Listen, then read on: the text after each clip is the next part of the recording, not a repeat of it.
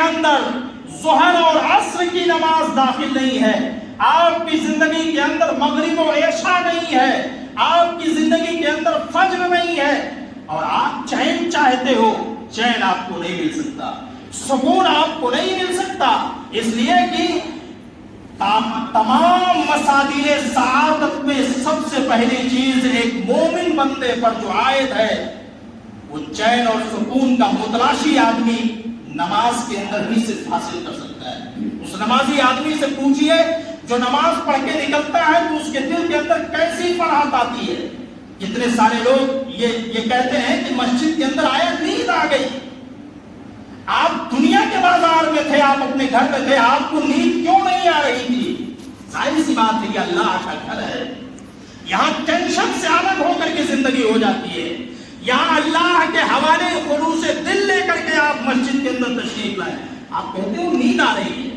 چین اور سکون اگر صرف مسجد کے اندر نیند آ گئی تو یہی نیند آپ کے بستر پر بھی آئے گی، آپ نماز پڑھ کے تو دیکھو، یہی نیند آپ کے گھر کے اندر بھی آئے گی، یہی نیند یہی چین آپ کے بستر پر بھی ملے گا، لیکن شرط ہے کہ آپ عشاء کی نماز پڑھ کے اپنے گھر پر لوٹو اور دیکھو کہ اللہ رب العالمین کیسے نیند آپ کی بستر پر لاتا ہے۔ آپ اپنی زندگی کے اندر جب تک نماز کو داخل نہیں کرو گے، آپ اپنی زندگی کے اندر اللہ رب العالمین کا پیغام نہیں داخل کرو گے، اللہ رب العالمین کا دل سے اقرار نہیں کرو گے، اللہ رب العالمین کا ذکر نہیں کرو گے، تب تک آپ کو چین اور سکون نہیں مل سکتا۔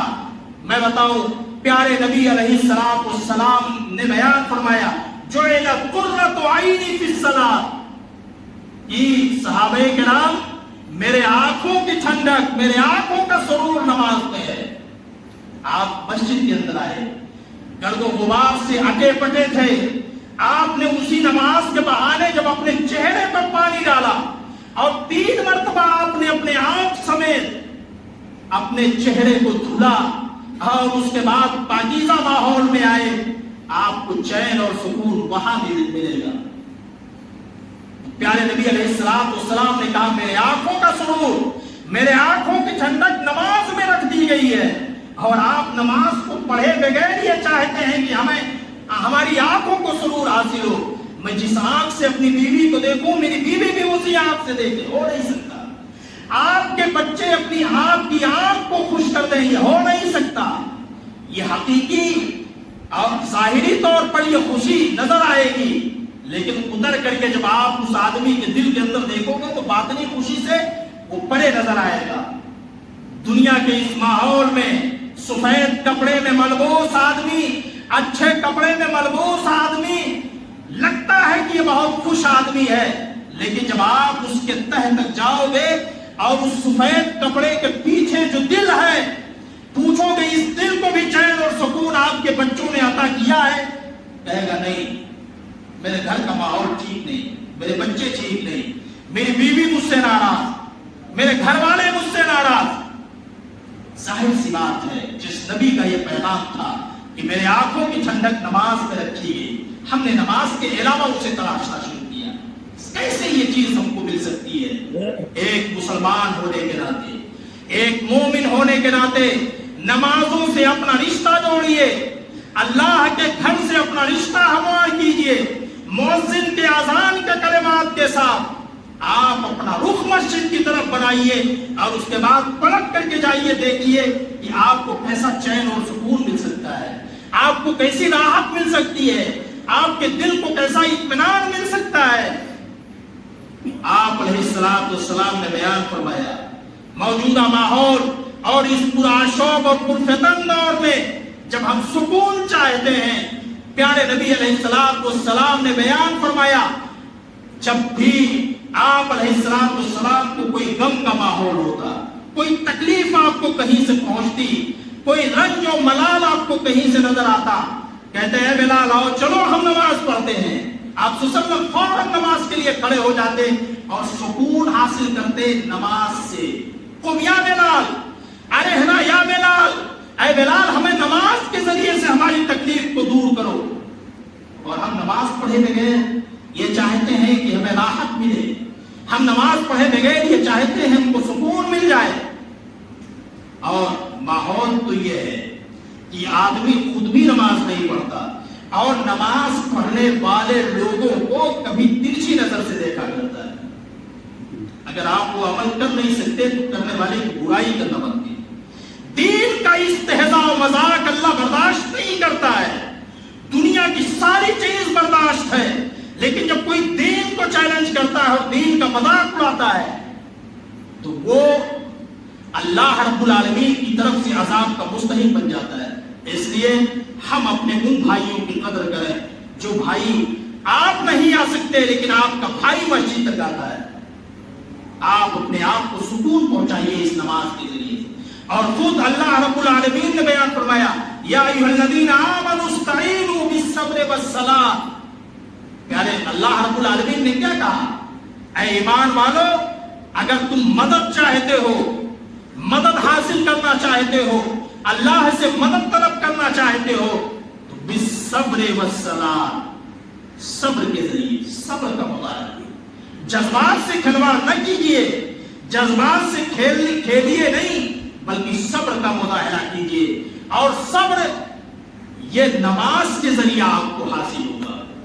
جب آپ اپنے آپ کو روک کر کے اللہ رب العالمین کے سامنے امام وقت کے پیچھے کھڑے ہوں گے اور اس کے پابند بن کر کے جیسے وہ رکوع کرے گا، جیسے وہ سجدہ کرے گا اور جیسے وہ قیام کرے گا اور جتنی دیر وہ تشہد میں رہے گا آپ اس کے پیچھے اپنے آپ کو سرنڈر کر دیں گے.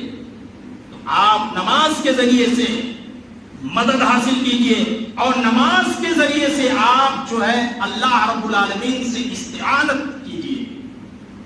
تو پہلی چیز مصادر خمسہ میں سے، سعادت اور خوش نصیبی میں سے پہلی چیز نماز ہے. آپ نماز شروع کیجئے اور اپنی زندگی میں نماز کو نافذ کیجئے. دوسری چیز پیارے پیغمبر علیہ، دوسری چیز اللہ رب العالمین کا ذکر ہے اور قرآن مجید کی تلاوت ہے. کتنے ایسے لوگ ہیں جو جمعہ کے دن سورہ کہف کی تلاوت کرتے ہیں اور آنے والے جمعہ تک ان کو نور ملتا ہے، ان کو روشنی ملتی ہے، ان کی زندگی پاکیزہ بن جایا کرتی ہے. اور قرآن مجید کی 2 4 6 آیتیں ڈیلی پڑھ کر کے دیکھیے، زیادہ نہیں پڑھ سکتے، آپ پڑھ کر کے دیکھیے کہ کیسا اطمینان ملتا ہے. بستر پر گئے، آپ نے آیت الکرسی پڑھا، اللہ رب العالمین کی طرف سے شیطان آپ کے کمرے سے باہر ہو گیا، آپ محفوظ ہوئے قرآن مجید پڑھ کر کے. آپ نے معوذتین کا ورد کیا، تلاوت کیا، قل اعوذ برب الناس، قل اعوذ برب الفلق پڑھ کر کے آپ نے اپنے آپ کو دم کیا. ایک فرشتہ وہاں نگرانی کے لیے آپ کے مامور ہو گیا. آپ پڑھ کر کے تو دیکھیے قرآن مجید کو.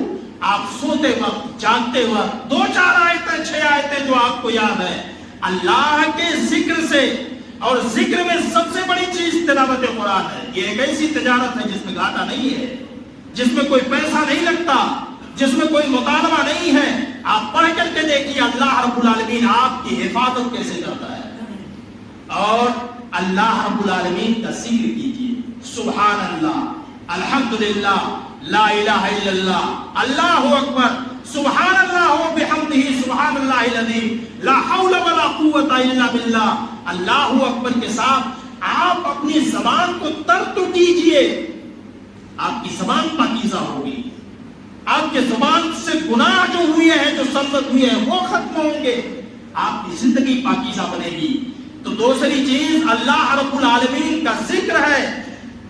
اللہ رب العالمین نے اس کی وضاحت کرتے ہوئے قرآن مجید میں بیان فرمایا کہ جو لوگ اطمینان چاہتے ہیں اپنی زندگی میں، جو لوگ سکون چاہتے ہیں اپنی زندگی میں، اور جو چاہتے ہیں کہ ہماری دنیا میں بھی سکون رہے اور آخرت میں بھی سکون رہے، الا بذکر اللہ تطمئن القلوب، ان کو ذکر اللہ رب العالمین کے ذکر سے ان کے دلوں کو اطمینان مل سکتا ہے.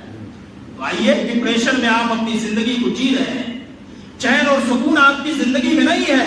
اللہ رب العالمین کا یہ وعدہ ہے کہ آپ اس کے ذکر کے ساتھ اپنی زندگی کو مزین کیجئے، اللہ تعالیٰ چین اور سکون عطا کرے گا آپ کی زندگی میں.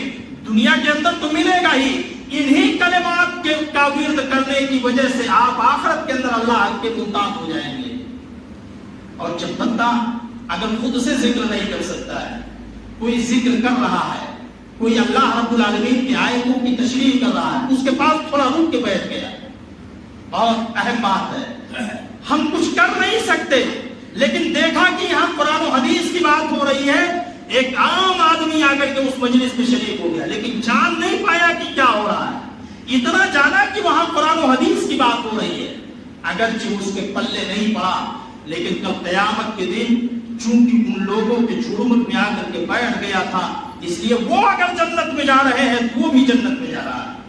یہ اللہ کے ذکر کا فائدہ اور اللہ رب العالمین کا ذکر کرنے والے لوگوں کے ساتھ رہنے کا فائدہ۔ اور جانتے ہو جہاں اللہ کا ذکر ہوتا ہے وہ فرشتوں کی نگرانی وہاں ہوتی ہے، حفتہم الملائکہ، ایسی مجلس کو اللہ رب العالمین کے فرشتے اپنے گھیرے میں لے لیتے ہیں، اور اللہ کی رحمت اور اس کا وقار اور سکینت ایسے لوگوں کے اوپر نازل ہوتا ہے۔ دیکھنے میں تو بہت اٹپٹا لگتا ہے کہ ہم وقت کے بہت اہم آدمی ہیں، ہم کیسے ایسی مجلسوں میں بیٹھے ہیں جہاں کچھ بوڑھے قسم کے لوگ بیٹھے ہیں، کچھ ایسے لوگ بیٹھے ہیں، ہم ابھی چلے جائیں گے تو کچھ کام کر لیں گے اپنا۔ وہ آدمی بیٹھ کر کے اپنی جنت کا راستہ ہموار کر رہا ہے، اگرچہ اس کی زندگی گناہوں سے لبریز ہے، لیکن وہ گواہ وہاں بن جا رہا ہے، فرشتے اس کے لیے گواہی دیں گے، اے اللہ فلاں آدمی بھی وہاں بیٹھا تھا۔ تو یہ دو چیزیں ہوئی، اللہ کا ذکر کرنا اور قرآن مجید کی تلاوت کرنا۔ اللہ کے نبی صلی اللہ علیہ وسلم کو مکہ کی زندگی میں برا بھلا کون نہیں کہتا تھا؟ آپ کے گھر کے لوگ کہتے تھے، ابو جہل و ابو لہب کہا کرتے تھے، اور اسی طریقے سے مکہ کے اوباش و بدماش کہا کرتے تھے، سارے لوگ جو بھی دشمنان اسلام تھے سب کہا کرتے تھے۔ موجودہ پس منظر میں میں یہ بات واضح کرنا چاہتا ہوں کہ ہم مسلمانوں کا کام کیا ہونا چاہیے۔ قرآن مجید کی آیت کریمہ ہمارے لیے مشعل راہ ہے۔ اللہ کے نبی اللہ تبارک و تعالیٰ نے بیان فرمایا، اے نبی ہم جانتے ہیں کہ آپ کا سینہ ان کی باتوں کو سن کر کے تنگ ہو رہا ہے، آپ کو تکلیف پہنچ رہی ہے۔ اللہ اپنے نبی کی تکلیف کو محسوس کر رہا ہے، لیکن ساتھ ہی ساتھ حالات ناموافق ہیں۔ اللہ حکم کیا دے رہا ہے اپنے نبی کو، وَسَبِّحْ بِحَمْدِ رَبِّكَ وَكُن مِّنَ السَّاجِدِينَ۔ اے میرے پیارے پیغمبر، آپ ان کی باتوں کو نہ سنیں، نظر انداز کر دیں۔ ہم جانتے ہیں کہ آپ کو تکلیف پہنچتی ہے، آپ کا سینہ تنگ ہو رہا ہے، آپ کو رنج و ملال پہنچ رہا ہے ان کی باتوں کو سن کر کے، لیکن آپ کا کام کیا ہونا چاہیے؟ وَسَبِّحْ بِحَمْدِ رَبِّكَ وَكُن مِّنَ السَّاجِدِينَ۔ اے میرے پیارے پیغمبر آپ تسبیح بیان کیجیے، آپ تسبیح بیان کریں گے، آپ کا دل و دماغ میں ٹھیک کروں گا، آپ کے سر سے اطمینان کی فضا میں پیدا کروں گا، آپ کو چین اور سکون میں عطا کروں گا۔ وَسَبِّحْ بِحَمْدِ، اور میرا حمد بیان کیجئے، اور اے میرے نبی آپ سجدہ کرنے والے لوگوں میں سے ہو جائیے۔ یہ اللہ تبارک و تعالیٰ اپنے نبی کو حکم دے رہا ہے۔ تو ہمارے لیے آیت کریمہ بہت اہم ہے، ہمارے لیے آیت کریمہ اس پرآشوب و پرفتن دور میں بہت اہم ہے۔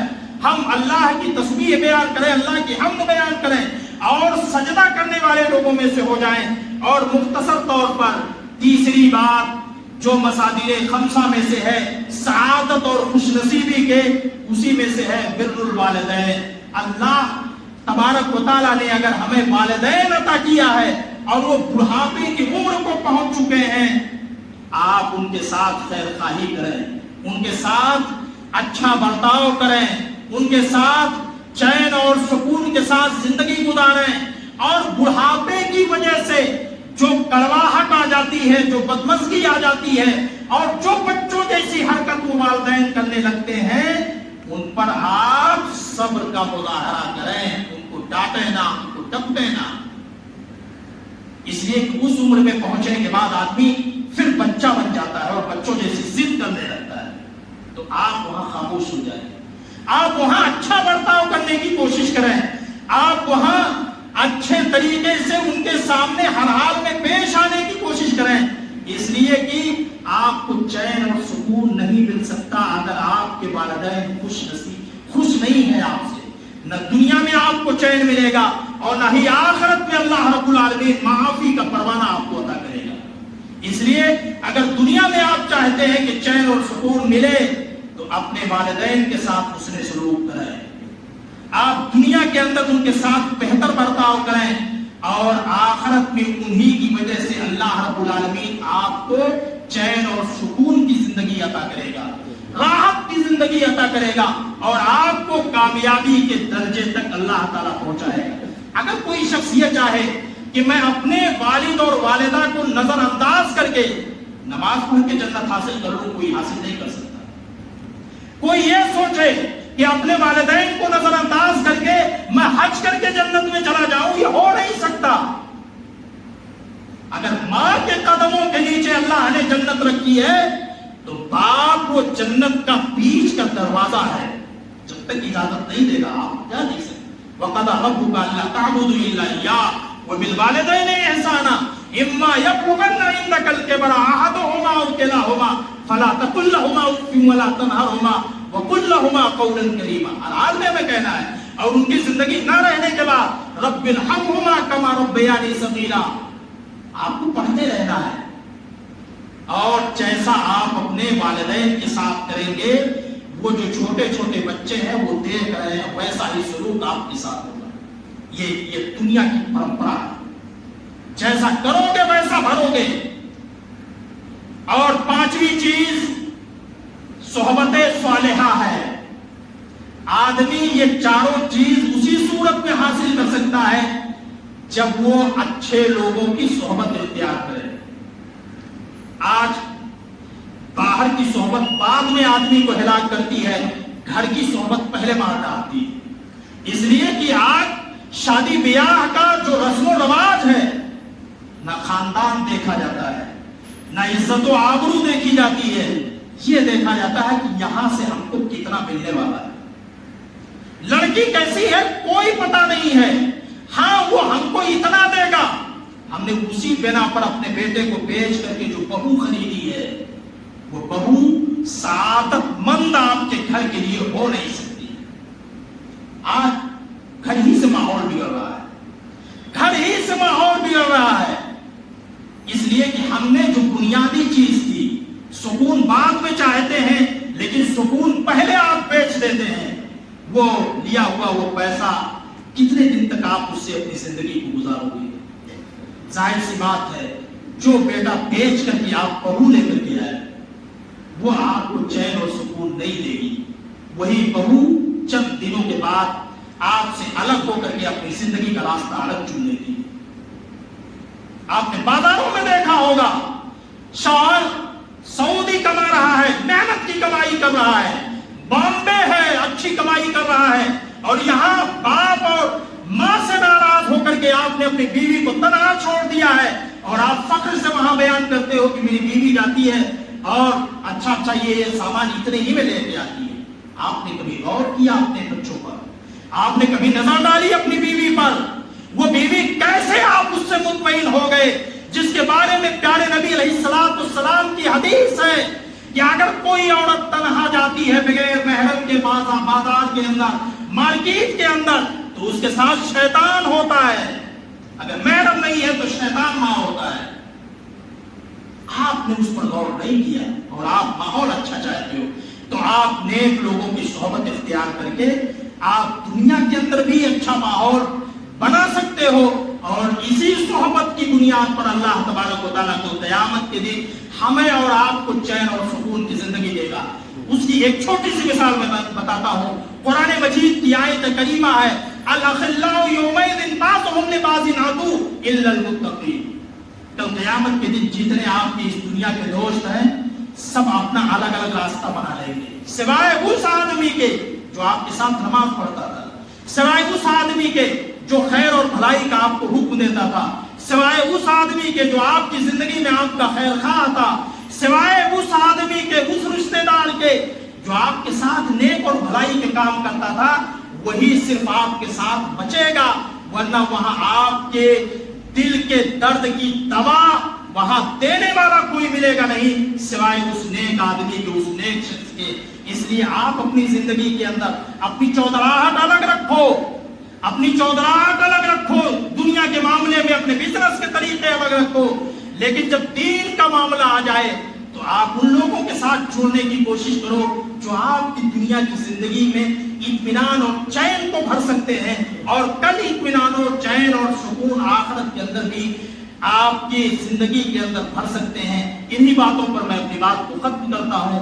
अल्लाह रब्बुल आलमीन से दुआ है कि मौलाए करीम हमें अपनी जिंदगी के अंदर जो ये 5 बातें आई हैं शरीयत इस्लामिया की तरफ से, कुरान और हदीस से मैंने जो दलाइल दे करके बयान किए हैं, मौलाए करीम उन बातों पर सबसे पहले मुझे अमल करने की, उसके बाद आप सबको अमल करने की तौफीक फरमाए। मौलाए करीम तो हमारी जिंदगी के अंदर चैन और सुकून भर दे। मौलाए करीम हमें नमाज पढ़ने का आदी बना दे। मौलाए करीम नेक और भलाई के काम करने में हमें पेश रहने की तौफीक अता फरमा। मौलाए करीम हर तरह की मुश्किलों को तू हमारे सर से उठा दे। मौलाए करीम हम इब्तिला व आजमाइश के लायक नहीं है। मौलाए करीम तो हमारी इब्तिला व आजमाइश को दूर फरमा। आमीन। अक़ूलु क़ौली हाज़ा वस्तग़फ़िरुल्लाह ली व लकुम व लिसाइरिल मुस्लिमीन व आखिरु दावाना अनिल हम्दुलिल्लाहि रब्बिल आलमीन।